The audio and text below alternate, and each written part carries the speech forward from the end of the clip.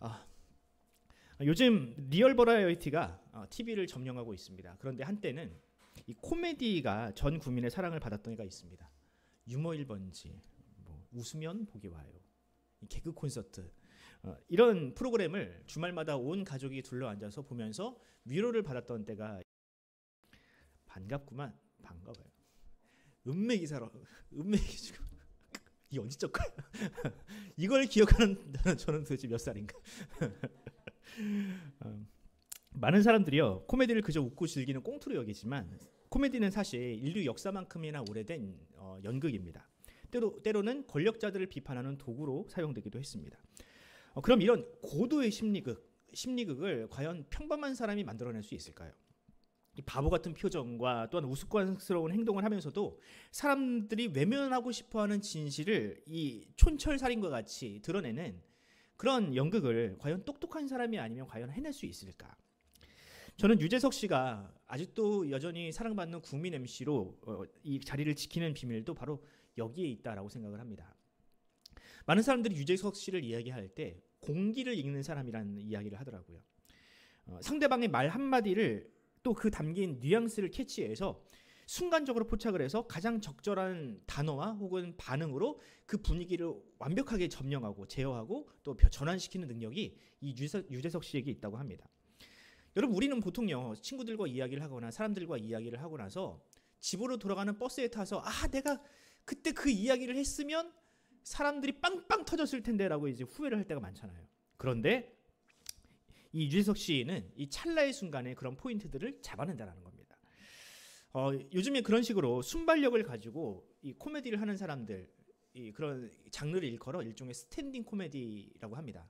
그러니까 서서 대본이 없이 사람들과 이제 소통을 하면서 순간적으로 웃음 포인트를 찾아내는 그런 이 코미디를 일컬어 스탠딩 코미디라고 합니다.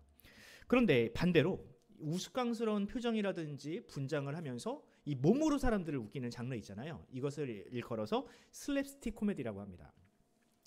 근데 이런 코미디가요 오히려 더 치밀한 계산과 또한 이 어떤 설계가 필요하다고 하더라고요. 여러분, 만약에 한번 생각해 봅시다. 한번 생각을 해볼 때 그런 슬랩스틱 코미디를 하는 막 우스꽝스러운 사람들 있잖아요. 막 가발을 쓰고 표정을 하고 막 그런 사람들이 여러분들 앞에 있다고 한번 생각을 해봅시다. 그리고 그렇게 부담스러운 표정과 몸짓으로 여러분들 앞에 있다고 한번 생각을 해보자고요. 이게 웃길까요, 여러분들? 이게 재미있을까요? 저는 되게 부담스러울 것 같거든요.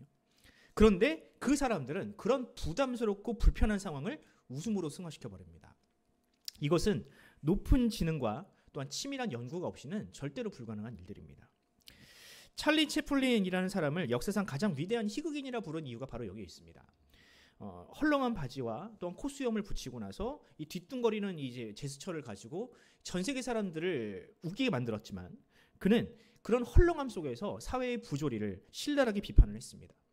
그가 주연한 영화 중에 모던 타임즈라는 영화와 혹은 위험한 독재자라는 영화가 있거든요. 그걸 보면 이 기계 문명이 우리에게 가져다주는 이 냉혹함이라든지 이 독재라는 것이 얼마나 위험한지를 그 우스꽝스러운 영화 안에 다 담아냈습니다. 그래서 오죽하면 당대 기득권들은 이런 찰리 채플린을 향해서 위험한 사상가 혹은 공산주의자라고 부를 정도였습니다. 그래서 저는 감히 그렇게 말씀드리고 싶습니다. 코미디언들은 자신을 비워서 사람들을 행복하게 만드는 똑똑한 광대다. 자신을 낮추어서 대중들의 아픔을 치유하는 바로 그런 사람들은 지금도 여전히 필요합니다. 오늘 본문을 보면 바울 역시 하나님 나라를 위해서 그렇게 스스로를 낮추는 삶을 자처하고 있습니다. 때로는 믿었던 사람들에게 배신을 당하고 어리석은 사람이라고 욕을 먹었지만 복음과 영혼 구원이라는 이 목표 때문에 기꺼이 그는 그런 수모를 감수했습니다. 오늘은 그런 과연 성도의 삶이란 과연 무엇인가? 과연 무엇이 교회를 세우는 참된 능력인지를 여러분들과 함께 고민해보고자 합니다. 오늘의 본문의 배경은 이렇습니다. 바울은 자신이 개척한 교회, 이 고린도 교회로부터 정말로 온갖 중상모략을 당했습니다. 스스로 사도라 칭하는 이들이 교회에 들어와서는 고린도 안에 교회에 들어와서는 바울은 사도가 될 수 없다. 바울의 이러이러한 면들을 보면 그는 사기꾼임에 분명하다라고 바울을 이간질을 했습니다. 마치 오늘날 신천지라는 사람들이 교회에 들어와서 하는 짓거리를 그대로 하고 있었다라는. 그럼 거짓 선지자들은 무슨 근거로 해서 바울을 이 사기꾼으로 거짓 선지자로 매도를 했는가? 고린도 후서에 기록된 내용을 추려서 보자면 총 크게 한 3가지 정도로 그 이유를 찾을 수가 있는데요. 첫 번째 이유는 이겁니다. 바울에게는 예루살렘 교회가 발행한 추천서가 없다라는 겁니다. 당시 순회 전도자들이라든지 혹은 철학자들은요, 자신들의 어떤 권위를 보증하기 위해서 유명한 사람 혹은 유명한 어떤 큰 기관에서 발행하는 추천서들을 가지고 다녔습니다. 그런데 바울에게는 그런 추천서가 없다는 겁니다. 그래서 그를 근본 없는 사람 취급했습니다. 그럼 정말로 바울은 누군가로부터 추천을 받은 적이 없느냐 하면 그렇지도 않거든요. 갈라디아서를 보면 바울이 이 예루살렘 교회로 올라가는 장면을 이야기하지 않습니까? 이런 공격을 예상을 하고 내가 일찌감치 예루살렘 교회에 올라가서 예수님의 제자였던 사도들과 좀 교류를 해야 되겠다라고 생각을 했던 것 같아요. 물론 바울은 굉장히 자존심이 센 사람이고 이 바울의 복음은 하나님께서 예수님께서 직접 주신 것이기에 그럴 필요가 없다라고 생각을 했지만 그 복음을 듣는 사람들이 그 복음을 좀 편하게 듣게 하기 위해서 이 바울은 예루살렘 교회로 올라갔던 겁니다. 거기서 누구를 만납니까? 당시 예루살렘 교회의 지도자였던 예수님의 동생 야고보를 만납니다.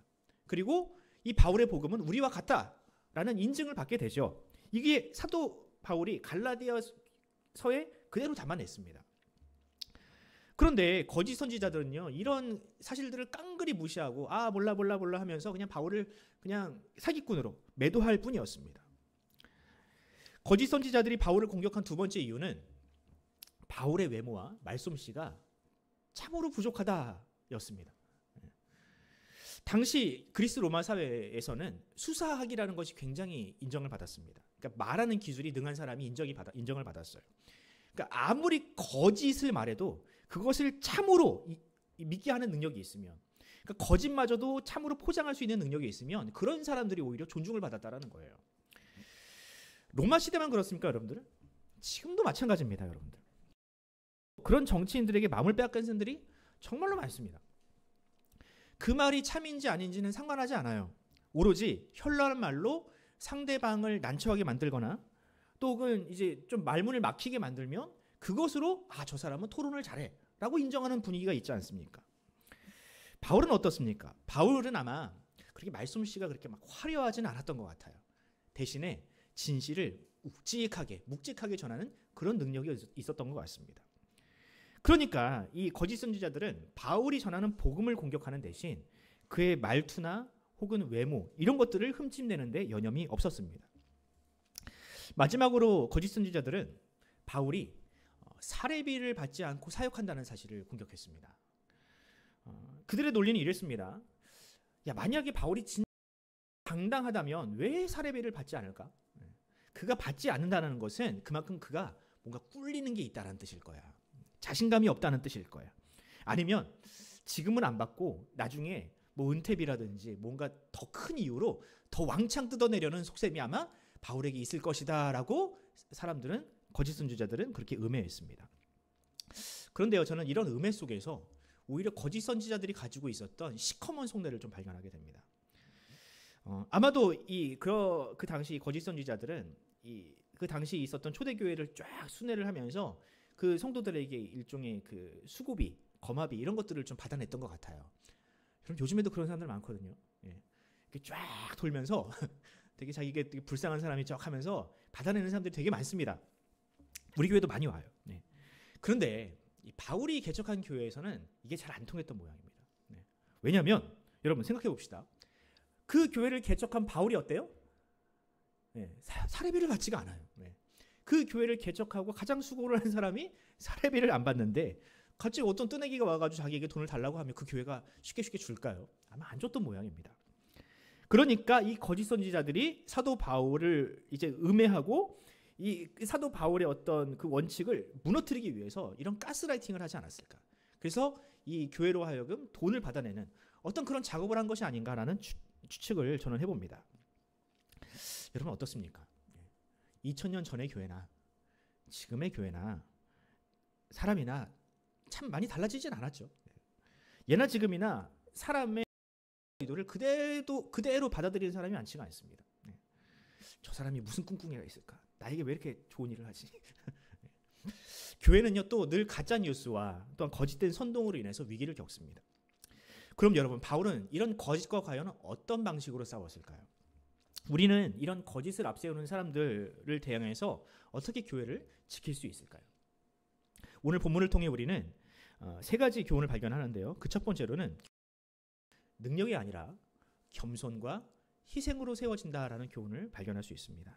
본문 11절을 한번 읽어볼까요? 같이 읽어봅시다. 시작. 내가 어리석은 자가 되었으나 나는 너희에게 칭찬을 받아 마땅하도다. 내가 아무것도 아니나 지극히 크다는 사도들보다 조금도 부족하지 아니하니라.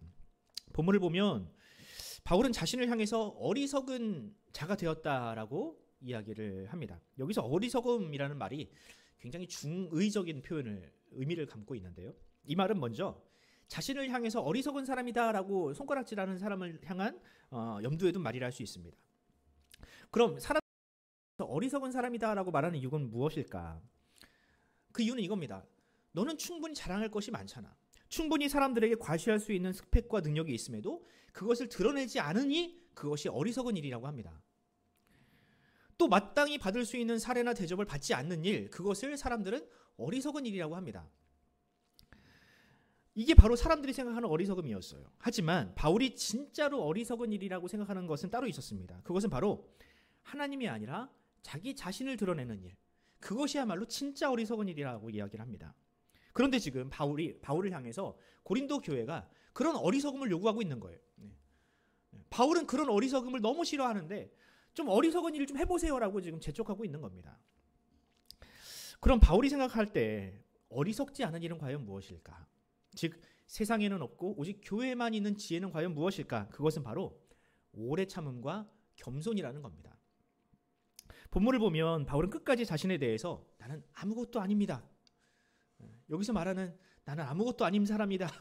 이 말은 누군가가 했던 말이랑은 좀 다른 말이죠. 네. 이 말은요, 설사 내가 칭찬받을 만한 일을 했어도 그것은 내가 잘나서 한 일이 아닙니다. 오직 하나님께서 내게 능력 주셔서 내가 그런 일을 할 수 있었습니다. 라는 뜻입니다. 이것이 바로 바울이 교회를 개척할 때 가졌던 첫 번째 마음이자 교회와 세상이 구별되는 가장 명확한 표지라 할 수 있습니다. 여러분, 만약에 교회가 이 기준에서 벗어난다면 어떻게 될까요? 그런 교회를 과연 교회라고 부를 수 있을까요? 하나님을 자랑하는 것이 아니라 사람의 그 무언가를 자랑한다면 그 교회에 아무리 교회라는 간판이 달려있다 할지라도 그것은 성경적인 의미로 교회가 될 수 없습니다. 물론 여러분, 바울이 눈에 보이는 능력이라든지 어떤 기사와 표적 이런 것들을 깡그리 무시한 것은 아닙니다. 12절 드리겠습니다. 사도의 표가 된 것은 내가 너희 가운데에서 모든 참음과 표적과 기사와 능력을 행한 것이라. 바울은 분명 내가 사도로 인정받기 위해서는 어떤 열매가 필요하다, 표적과 기사가 필요하다라고 이야기를 합니다. 그런데 그 전에 그 앞서서 가장 먼저 나온 게 뭡니까? 내가 너희 가운데에서 모든 참음과, 이게 가장 먼저 나온다는 거예요. 이게 가장 기초 베이스에 깔리지 않으면 뒤에 나오는 표적과 기사는 아무런 의미가 없다라는 겁니다. 아무리 결과가 좋아도 그것이 사람의 지혜라든지 사업적인 수완으로 이루어진 것이라면 그것은 하나님과는 아무런 상관이 없습니다. 반대로 바울처럼 자기를 철저하게 부인하고 낮은 데서 겸손함으로 주의를 감당하다가 하나님께서 그를 불쌍히 여기셔서 그에게 영혼을 보내주시고 또한 하나님께서 열매를 주신다면 그것이야말로 진짜로 이 사도로서의 표지, 교회가 갖추어야 할 가장 중요한 표지가 된다라는 사실인 거죠. 그럼 여러분, 이런 기준으로 오늘의 한국교회를 한번 바라봐 봅시다. 과연 바울이 오늘의 한국교회를 바라볼 때 교회라고 부를 수 있는 교회가 과연 몇이나 있을까? 많은 사람들이 목회자를 생각을 할 때 그 사람이 얼마나 유명한 교회에서 또는 유명한 학교에서 어떤 학위를 가졌는지를 먼저 바라봅니다. 또는 평범한 사람에게는 없는 어떤 특별하고 비범한 능력이 그 사람에게 있는지를 먼저 평가를 하죠. 그런데요, 여러분, 만약 어떤 공동체가 하나님의 말씀을 사모해서가 아니라 어떤 목회자의 학위라든지 그 사람의 외모라든지 그 사람의 말솜씨에 끌려서 그렇게 교회가 커졌다면 여러분, 과연 그 교회는 하나님께 칭찬받는 교회일까요? 어떤 교회가 건물이 화려하고 주차장도 넓고 막 공간이 안락해서 사람들이 그 교회를 몰려들었다고 생각을 해봅시다. 여러분, 그런 하나님과 무슨 상관이 있겠습니까? 그렇게 외형적인 조건을 갖추어서 사람을 모으거나 자신의 스펙을 자랑하면서 사람을 모았다면 여러분 엄밀히 말하면 그거는 교회는 아닙니다. 성도도 마찬가지죠. 어떤 사람이 교회를 선택을 할 때 이 교회가 정말 말씀이 좋아. 이 교회가 정말 하나님을 정말 사랑하는 교회가 아니라 그저 건물의 어떤 크기라든지 조건만을 보고 선택을 했다면 솔직하게 얘기를 해야 됩니다. 나는 예수님이 좋아서 교회 다니는 게 아니라 나는 건물이 좋아서 또 목회자의 어떤 외모라든지 스펙이 좋아서 교회를 다니는 사람이에요라고 솔직하게 얘기를 할 수 있어야 합니다. 문제는 많은 교회와 사람들이 그런 인간적인 욕심을 하나님의 은혜로 포장한다는 데 있습니다. 그저 화려한 스펙과 웅장한 건물이 좋아서 모였을 뿐인데 그래서 사람들이 많이 모였을 뿐인데 그걸 가지고 하나님이 우리 교회에게 복 주셨다. 우리 교회를 사랑하신다. 이렇게 포장을 한다는 거죠. 생각을 해봅시다. 하나님께서 기뻐하시는 교회는 사람이 오죠. 그죠? 이건 분명한 사실입니다. 그런데 건물을 잘 지었더니 사람이 왔어요. 그런데 그걸 가지고 그러므로 우리 교회는 하나님이 기뻐하시는 교회다라고 말하는 것이 과연 옳을까요? 이 3단 논법인 것 같지만 원인과 결과를 정말로 오해한 그런 오류거든요. 근데 오늘날 많은 교회들이 그런 오류에 빠져 있습니다. 여러분 이것이 틀림없는 오류인 이유는 오직 교회만이 그렇게 생각하고 있기 때문입니다. 세상은 그렇게 생각하지 않거든요. 세상은 교회를 향해서 손가락질을 하며 교회가 왜 그러냐, 교회가 문제가 많다, 더 이상 교회를 신뢰할 수 없다라고 하는데 오직 교회만이 문제가 없다고 생각을 합니다. 여러분 그저 수평 이동한 것뿐입니다. 어디 신도시가 개발이 돼서 그 교회에 사람이 몰린 것뿐이에요. 그런데 하나님께서 우리 교회를 이렇게 부흥시키셨다. 우리 교회는 무언가 특별한 것이 있다. 이렇게 말하는 것이 과연 옳습니까, 여러분? 여러분 심지어요. 어떤 목회자에게 문제가 있어요. 그런데 그 목회자가 사람을 끌어모으는 재주가 있습니다. 그렇다고 해서 그 사람을 내치지 못하면 그게 과연 교회입니까? 여러분 그런 분위기 속에서 자란 우리 자녀가 우리 교회 그러니까 그런 교회에서 자란 자녀가 있다면 그 자녀가 과연 신앙과 교회에 대해서 뭐라고 생각하겠습니까? 야, 교회나 세상이나 다를 바 없네 라고 생각하지 않을까요? 그런 의미에서 저는요. 자녀에게 정말로 신앙을 제대로 가르치고 싶다면 목사의 이름이라든지 교회의 크기가 아니라 내가 수고할 것이 있는 교회인가를 먼저 생각해야 된다고 생각을 합니다. 여러분 이 말을 오해하지 마시기 바랍니다. 큰 교회는 다 나쁘다는 뜻이 아닙니다. 작은 교회는 다 옳다는 뜻이 아닙니다. 하나님의 말씀이 제대로 선포가 되고 성도들이 그 말씀대로 살려는 노력이 있다면 그 교회의 크기는 아무런 상관이 없습니다. 하지만 성도 다수가 그냥 익명성으로 교회를 다녀도 아무런 문제가 일어나지 않고 누군가 희생을 하지 않아도 교회가 그냥 알아서 저절로 잘 굴러가는 교회라면 여러분 그런 교회는 절대로 건강한 교회라고 말할 수가 없습니다. 바라기는 저와 여러분 역시 교회를 향한 꿈과 또한 비전이 꺾이지 않기를 바랍니다. 포기하지 않기를 바랍니다. 교회가 맡긴 사역을 짐이 아니라 하나님께서 나에게 주신 겸손을 연습할 수 있는 정말 중요한 기회다. 하나님의 선물이다라고 그렇게 믿고 인정하는 저와 여러분이 되길 바랍니다. 누군가 나의 수고를 알아주지 않아도 바울처럼 나는 아무것도 아니다 라는 그런 겸손한 고백이 저와 여러분 가운데 일어나기를 간절히 소원합니다. 두 번째로 바울은 오늘 본문을 통해서 교회는 사랑으로 내어주는 사람을 통해서 세워진다라는 교훈을 발견할 수 있습니다. 본문 14절을 한번 같이 읽어볼까요? 본문 14절입니다. 같이 시작. 보라, 내가 이제 세 번째 너희에게 가기를 준비하였으나 너희에게 폐를 끼치지 아니하리라. 내가 구하는 것은 너희의 재물이 아니오 오직 너희니라. 어린아이가 부모를 위하여 재물을 저축하는 것이 아니오 부모가 어린아이를 위하여 하느니라. 아멘. 바울은 사례비를 받지 않는다고 자신에게 욕을 하고 손가락질하는 교회를 향해서 다시 이야기합니다. 니들이 아무리 뭐라고 해도 나는 절대로 안 받을 거야. 나는 너희에게 아무것도 받지 않을 거야 라고 다시 한번 힘주어 강조합니다. 그러면서 자신이 그런 확신, 그런 결정을 번복하지 않는 이유를 이야기를 하는데요. 그 이유는 뭐냐? 바울에게 고린도 교회는 자녀라는 겁니다. 자녀. 너희는 내 자식들이라는 겁니다. 부모는 자녀에게 받는 것을 기뻐하는 사람이 아닙니다. 오히려 자녀에게 주는 것을 기뻐하는 것이 부모 아닙니까? 저는 이 대목에서 분명한 확신이 생겼는데요. 바울은 결혼을 분명히 해본 사람입니다. 결혼 안 해본 사람에게 이런 고백이 나온다. 있을 수가 없는 일이죠. 바울은 분명히 자녀도 낳았을 것 같습니다. 그렇습니다, 여러분. 바울은 성도를 그저 돈벌이의 수단으로 여기지 않았습니다. 내가 고린도 교회를 개척해서 이걸 발판 삼아가지고 내가 로마로 건너가야지. 로마에서 고린도 교회에서 받은 후원금을 가지고 내가 좀 더 큰 교회를 세워봐야지. 이런 계산적인 생각을 하지 않았다라는 거예요. 물론 고린도 교회는 그런 순수한 바울의 마음을 몰랐죠. 오해했습니다. 바울이 지금 우리에게 사례비를 받지 않는 이유는 나중에 더 큰 걸 요구하려고 하는 거예요. 이런 식으로 생각을 했지만 바울은 세상에 그런 부모가 어디 있느냐. 세상에 그런 막대 먹은 부모는 과연 있냐 하면서 자신을 제발 오해하지 말아달라고 부탁합니다. 저는 여기서 한 가지 의문이 생겼는데요. 왜 바울은 그런 오해를 사면서까지 그렇게 안 받으려고 그렇게 극구 부인을 했을까? 그냥 받으면 그만이고 오해가 풀릴 텐데 왜 굳이 그렇게 안 받으려고 발버둥을 쳤을까? 이 본문의 뉘앙스를 보면 고린도 교회는 좀 주고 싶어 했던 것 같거든요. 좀 제발 좀 받아달라고 좀 애원을 했던 것 같습니다. 근데 왜 그랬을까? 저는 그렇게 아낌없이 주는 사랑이야말로 바울이 예수님에게서 배운 복음의 핵심이었다라고 생각을 합니다. 생각해 보십시오, 여러분들. 당시 로마 사람들에게요, 무언가 값없이 받는 것은요 일종의 수치였습니다.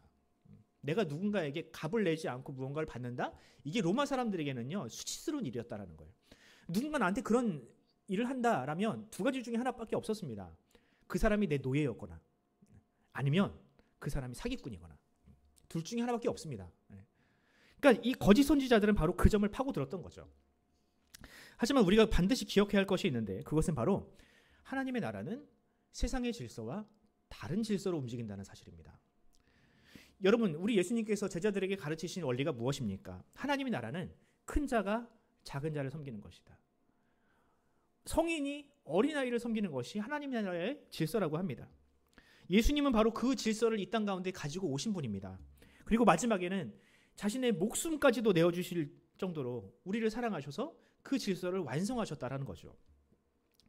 사도들은 바로 그 질서를 경험했기에 자신의 발을 닦아주시는 예수님, 자신의 목숨을 내어주시면서까지 자신을 사랑하시는 예수님을 경험했기에 그 질서를 가지고 자신의 목숨까지도 내놓을 정도로 복음을 전할 수 있었던 겁니다. 그런데 여러분, 과연 이 질서라는 것이, 이 하나님 나라의 질서라는 것이 그저 말로 전하면 사람들이 받을 수 있을까요? 하나님은 사랑이십니다. 큰 자가 작은 자를 섬겨야 합니다. 말로 하면 이게 사람들이 받아들여줄 수 있는 건가요? 여러분, 사람은요 평생을 기브 앤 테이크에 익숙하게 살아갑니다. 그래서 이것은 그저 말로 가르친다고 되는 일이 아닙니다. 제가 예전에도 그런 성도님을 만난 적이 있고, 평생을 군에서 복무를 하고 또 평생을 그런 어떤 대가 계산에 익숙하셨던 분인 거예요. 이분이 마지막에 예수를 믿었는데 이분한테는 천국을 그냥 간다는 것이 용납이 안 되는 겁니다. 나 같은 죄인이, 나 같은 살인자가 내가 어떻게 천국을 거저갈 수가 있는가? 값없이 받는 구원이 어떻게 가능한가? 라고 하면서 끝까지 그것을 받아들이지 못하셨던 분이 있습니다. 여러분, 그런 사람에게는요 조건 없는 사랑이라는 것이 가능하다는 것을 보여주어야만 합니다. 그래서 그런 이 사랑을 그 사람에게 주어야만이 그 사랑을 믿을 수가 있습니다. 값없는 사랑, 조건 없는 환대를 받아야만 간신히 그 질서를 이해할 수가 있게 되는 겁니다. 그래서 사도 바울이 그런 결정을 한 겁니다. 이 선생으로서 당연히 받을 권리가 있지만 그것을 포기함으로써 하나님이 어떤 분이시다, 하나님 나라의 질서가 이런 것이다라고 보여줄 수 있었던 거죠. 우리 하나님 다른 우상들처럼 요구하고 받아내고 그래야만 피드백을 주고 그런 존재가 아니라 우리 하나님은 우리를 그저 사랑하시는 분이다. 바울은 그것을 온몸으로 보여준 것입니다. 그렇습니다, 여러분. 교회라는 공동체는 세상의 질서가 아니라 하나님 나라의 질서로 움직이는 공동체입니다. 세상 모든 조직이 다 이익을 따라 움직이고 약자가 강자를 섬기는 어떤 약강의 어떤 질서를 따라가지만 교회는 정반대로 강자가 약자를 섬기고 어린아이를 존중하는 것이 바로 교회의 질서입니다. 만약 여러분들 이 질서를 떠난 교회가 있다면 그 교회는 절대로 그리스도의 몸이라 불릴 수가 없습니다. 아무리 그 교회가 크고 많은 사람들이 모였다 할지라도 그 교회는 그저 세상 질서를 따르는 모임의 불가합니다. 직원들이 죽어나가도 나 몰라라 하고 그래놓고 하나님을 향해서 영광을 올려봤자 하나님께서 그 영광을 받지 않으신다는 겁니다. 그런 의미에서 저는 교회는 절대로 구제에 게을러서는 안 된다라는 생각을 다시금 하게 되었습니다. 어떤 분들은 그런 이야기를 하거든요. 실제로 저는 어떤 학교에서 그런 가르침을 받은 적도 있습니다. 교회는 하나님의 말씀을 전하는 곳이지 구제하는 곳이 아니다. 그런 이야기를 하는 사람들이 있습니다. 여러분들 근데요. 어떻게 하나님의 말씀만으로 사람이 변합니까? 만약 말씀만 전해서 사람이 구원을 받는다면 여러분 예수님이 구태여 이 땅에 내려오실 이유가 과연 무엇이겠습니까? 구약이 있었는데 그 구약 말씀만 열심히 암송하고 믿으면 구원을 받으면 예수님이 굳이 내려와서 십자가를 지셔야 할 이유가 무엇이었겠느냐라는 겁니다. 여러분 만약에 그렇게 말하는 사람이 있다면요. 그것은요. 그 사람이 내가 예수보다 더 우월한 존재다라고 말하는 것과 다를 바가 없습니다. 여러분 하나님은 사랑이십니다. 아멘입니까? 여러분 사랑은 절대로 명사가 아닌 동사입니다. 만약 이 사랑을 동사가 아닌 명사로 이해하는 교회나 성도가 있다면 그것은 정말로 복음을 오해해도 한참이나 오해한 것입니다. 복음은 오직 사랑, 그것도 예수님처럼 사도 바울처럼 자신을 내어주는 사랑을 할 때 비로소 완성됩니다. 그리고 세상은 그런 사랑을 우리에게 기대하고 있습니다. 바라기는 우리 푸른 사나이 교회가 그런 사랑을 하는 교회가 되었으면 좋겠습니다. 명사로서의 사랑이 아니라 동사로서의 사랑을 하는 교회가 되었으면 좋겠습니다. 말로만 사랑을 외치는 교회, 나의 주머니를 열 수 있을 정도로, 나의 생명과도 같은 물질을 내어줄 수 있을 정도로 그것을 아까워하는 것이 아니라 그걸 마땅히 여기는 그런 교회와 성도가 되기를 간절히 소원합니다. 마지막으로 바울은 오늘 본문을 통해서 교회는 먼저 회개하는 사람을 통해 세워진다. 먼저 회개하는 사람을 통해 세워진다라는 사실을 발견할 수 있습니다. 본문 21절을 한번 같이 읽어볼까요? 21절입니다. 시작. 또 내가 다시 갈 때에 내 하나님이 나를 너희 앞에서 낮추실까 두려워하고 또 내가 전에 죄 지은 그 행한 바 더러움과 호색함을 회개하지 아니함 때문에 슬퍼할까 두려워하노라. 여기 보면 고린도 교회를 방문하겠다. 내가 너희를 찾아갈 거다라고 예고를 하면서 자신 안에 적지 않은 스트레스, 두려움이 있다라고 고백을 합니다. 과연 바울의 스트레스는 과연 무엇일까? 만약 저라면 내가 개척한 교회 혹은 내가 사랑하는 성도들이 나를 막 험담하고 뒤에서 수근수근거리고 막 손가락질하고 있다. 이런 이야기를 들으면 못 갈 것 같아요. 난 안 갈 것 같아. 다시 가야만 한다 그랬을 땐 되게 두려울 것 같습니다. 그런 어떤 배신감 때문에. 근데 바울도 사람이거든요, 여러분들. 바울도 사람입니다. 바울을 뭐 그런 것도 없는 막 대단한 사람 이렇게 생각할 필요가 없어요. 바울도 목회자인데 사람인데 어찌 그런 배신감이 없겠습니까? 여러분 때로는 우리 부모들도 그런 섭섭함을 느끼잖아요. 자녀들에게. 그리고 얘기하지 않습니까? 내가 너한테 어떻게 했는데 내가 널 어떻게 키웠는데 하면서 우리 자녀들에게 이렇게 원망을 하지 않습니까? 여러분 목회자도 사람인데 어떻게 그런 원망이 없을 수 있겠습니까? 사랑이 준 사랑이 많으면 많을수록 배신감도 큰 법입니다. 그런데 본문을 보면 바울이 두려워한 것은 그런 종류의 두려움이 아니었습니다. 본문 19절을 제가 한번 읽어드리겠습니다. 너희는 이때까지 우리가 자기 변명을 하는 줄로 생각하는구나. 우리는 그리스도 안에서 하나님 앞에서 말하노라. 사랑하는 자들아, 이 모든 것은 너희의 덕을 세우기 위함이라. 여기 보면 사도 바울이 자신의 사역의 목표, 내가 왜 사역자가 되었고 목회자가 되었는지를 이야기를 합니다.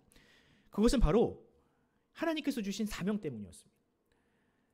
사도 바울이 고린도 교회가 그렇게 자기를 욕하고 핍박을 하는데도 끝까지 고린도 교회를 포기하지 않았던 이유는 바로 이 덕을 세우라는, 교회를 세우라는 하나님께서 주신 사명 때문이었습니다. 만약 이 덕을 세우는 일을 끝까지 할 수 있었다면, 그 증거가 나타났다면 사도 바울은 끝까지 그 일을 감당할 수 있었습니다. 어떤 모멸감이라든지 혹은 오해도 바울은 견딜 수 있었습니다. 오히려 그런 고난이라는 것이, 자기가 당하는 고난이 교회의 덕을 세우는 데 필요하다면 기쁨으로 그것을 감당할 수 있었습니다. 하지만 만약 자신이 사랑하는 교회, 하나님께서 맡기신 그 교회가 넘어진다면, 세상의 유혹과 죄악으로 인해서 교회가 넘어진다면 그것은 자신이 사명을 제대로 감당하지 못했다는 증거, 하나님께서 내게 맡기신 그 사명을 제대로 감당하지 못했다는 뜻이니 바울은 그것을 가장 두려워했던 겁니다. 만약 그런 최악의 상황이 벌어진다라고 한다면 바울은 과연 어떻게 했을까요? 그러니까 바울은 이미 그런 최악의 상황을 염두에 두고 있습니다. 내가 갔을 때 여전히 교회가 나를 핍박하고 나를 거짓 선지자로 매도하고 나를 멸시한다. 그래서 그 죄를 돌이키지 않는다. 만약 그랬다면 바울은 어떻게 했을까? 21절을 보면 바울은 이렇게 고백합니다. 하나님이 나를 너희 앞에서 낮추실까 두려워한다. 무슨 뜻인가요, 여러분? 그런 상황이 온다면 나는 지금보다 더 낮아질 거란 뜻입니다. 지금도 낮아져 있지만 나는 만약 그런 상황, 교회가 나를 오해하고 핍박한다면 나는 그때는 지금보다 더 낮아져서 하나님께 매달리겠다라는 뜻입니다. 저는 바울의 이 고백을 묵상하면서 마치 예수님께서 이 예루살렘 성을 바라보시며 우셨던 장면이 떠오르더라고요. 누가복음 19장을 보면 예수님도 여전히 부패에서 성전의 부패, 어떤 회개하지 않은 백성들을 보면서 통곡하셨다라고 기록을 합니다. 또 십자가 위에서도 자신을 저주하는 사람들을 위해서 기도하셨다라고 기록을 하죠. 바울 역시 그 마음으로 교회를 향해서 애통하고 있었던 겁니다. 저는 오늘의 교회와 성도들에게 필요한 것이 바로 이런 애통하는 마음, 먼저 회개하는 자세가 필요하다라고 생각을 합니다. 자신을 위해서 기도하는 것도 중요하고 또 자신의 죄를 위해서 회개하는 것도 중요하지만 날로 변질되어가는 이 세상과 특히 한국교회를 위해서 우리가 회개하지 않는다면 과연 우리가 어찌 성도라 부를 수 있겠습니까? 단지 우리 교회에서 일어난 일이 아니니 나와는 상관없다. 그것은 일부 극우적인 혹은 잘못된 신앙을 가지고 있는 이단적인 사람들의 어떤 잘못일 뿐이다. 이런 식으로 선을 긋는 것은 여러분 우리에게 아무런 도움이 되지 않습니다. 왜냐하면 그것은 우리의 생각일 뿐 우리를 그렇게 바라보지 않거든요. 한 사람 혹은 한 교회의 문제라고 생각하지 않습니다. 우리 모두의 문제라고 이야기를 하죠. 최근 한 여론조사를 따르면 한국교회를 신뢰한다라고 말하는 사람이 전 국민 중 5명 중에 1명에 불과했습니다. 20%. 이 설문에 참여했던 사람은 분명히 기독교인들도 있을 텐데 기독교인들조차 교회를 신뢰하지 않는다라고 대답을 한 거예요. 그러면서 교회가 신뢰를 회복하려면 가장 필요한 게 무엇인가라고 질문을 했더니 절반 가까운 사람이 윤리와 도덕의 실천을 이야기했다고 합니다. 솔직히 이런 설문을 마주하면 좀 답답함을 느낍니다. 나는 잘하고 있는 것 같은데, 우리 교회는 잘하고 있는 것 같은데, 일부 사람들 때문에 왜 우리가 욕을 먹어야 되는가? 그런데 여러분들, 우리가 놓치고 있는 것이 한 가지 있습니다. 그것은 바로 그런 일부의 죄악을 놓고 과연 우리가 기도했느냐라는 것입니다. 세상 사람들이 교회를 비판하는 이유 중에 하나가 이것입니다. 저도 실제로 그런 비판을 들었습니다. 그래, 알겠어. 너 잘하고 있는 거 알겠어. 그것은 소수의 문제라는 거 알겠어. 그런데 왜 너희는 그런 소수의 목소리를 막지를 못하는데? 왜 너희 안에서 자정하려는 노력이 없는데? 그렇게 침묵하는 것 자체가 사람들이 볼 때는 동조하는 것으로밖에 안 보인다라고 이야기를 하더라고요. 물론 그런 이야기를 들으면 저도 답답합니다. 저같이 이름 없는 목사가 이렇게 떠든들 이야기를 한들 뭐가 달라지겠습니까? 누가? 그런데요, 우리가 아직 시도하지 않은 일이 있습니다. 그것은 바로 그런 사람들의 죄를 끌어안고 기도하는 일, 회개하는 일입니다. 여러분, 예수님과 사도 바울은요, 자신의 제자들을 위해서만 기도하지 않았습니다. 자기 자신만을 위해서만 기도하지 않았습니다. 예수님은 모든 인류의 죄를 끌어안으시고 십자가에 달려 죽으셨습니다. 사도 바울 역시 고린도 교회의 죄로 인하여 애통하며 먼저 회개했습니다. 마찬가지로 우리의 죄, 나의 아픔만이 아니라 이 땅의 모든 성도와 교회의 아픔을 끌어안고 기도하는 것이 바로 하나님께서 우리에게 맡기신 사명입니다. 왜냐하면 하나님에게는 모든 교회, 모든 성도는 한 몸이기 때문에 그렇습니다. 하나님에게는요, 미국 교회가 따로 있는 게 아니고요, 한국 교회가 따로 있는 게 아닙니다. 사랑의 교회가 따로 있는 게 아니고 푸른 사랑의 교회가 따로 있는 게 아닙니다. 만약 어떤 교회에 문제가 있다면 그것은 그 교회만의 문제가 아니라 모든 교회의 문제입니다. 어떤 성도에게 아픔이 있다면 그것은 그 성도만의 아픔이 되어서는 안 되고요, 우리 모두의 아픔이 되어야 합니다. 그러므로 누군가가 여러분들에게 교회가 왜 그 모양이냐라고 욕을 한다면, 왜 이렇게 세상을 어지럽게 하느냐라고 손가락질 한다면, 나는 그런 사람들과 상관없어요 라고 발뺌하기 이전에 먼저 사과부터 하면 어떨까 싶습니다. 교회가 세상의 근심이 되어서 미안하다. 교회와 성도가 세상의 빛과 소금이 되어야 되는데 그러지 못해서 죄송하다라고 사과를 하면 어떻겠습니까? 그리고 또 누군가를 비난하기 이전에 하나님께 그렇게 기도했으면 좋겠습니다. 주님, 제가 죄인입니다. 내가 기도하지 않고 내가 공동체와 교회를 위해서 기도하지 않아서 일어난 일이니 주님, 나의 기도를 들으시고 이 땅을 회복시켜 주시옵소서라고 기도하면 어떨까요? 바라기는 우리의 회개를 통해서 이 땅의 교회가 다시금 일어서기를 간절히 소원합니다. 우리의 작은 기도와 실천 그리고 겸손함을 통하여 이 세상이 지금보다 조금 더 행복해지기를 간절히 축원합니다. 말씀을 읽겠습니다.